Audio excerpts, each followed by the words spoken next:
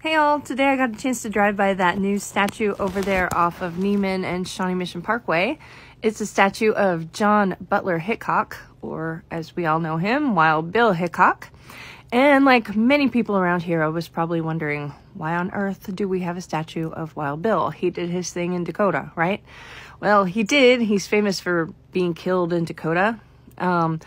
But apparently he kind of started his career here. So I did some research on that. And what I found out is that in 1855, Wild Bill left his home in Illinois and, as near as I can see, traveled up the river, stopped in St. Louis, but then came here and landed in Leavenworth about 1856 or 7.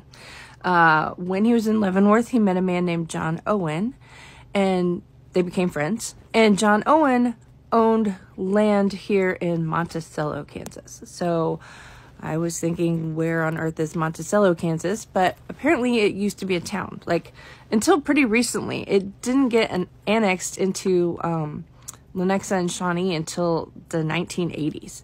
But this little town was over kind of around like 70th and K7, if you have any idea where that is.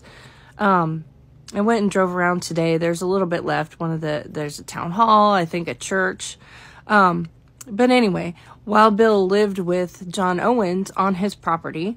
They also both joined the Jayhawkers, and Wild Bill rode with the Jayhawkers. He was actually, some people say, James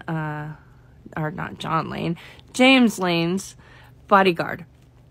So he rode with the Jayhawkers, and then in 1958 was actually made the constable of that town, Monticello. Constable's kind of like a sheriff, but not quite really like a sheriff, but it was his first job as a lawman. He actually tried to purchase property there in Monticello, Kansas, and now it's the site of the Wild Bill Hickok Park. So apparently the purchase fell through. In 1859, a tornado came through, hit the town, destroyed it, and Wild Bill about that time went off to do other things in the Wild West. Another connection he has with the area is, I don't know if you've ever been to the Major's house, the Alexander Major's house, but he was very involved in the Pony Express, and Wild Bill actually worked for that company, Russell, Majors, and Waddell, I believe is what it's called. So he was kind of all over this area, and I had no idea. But now you know.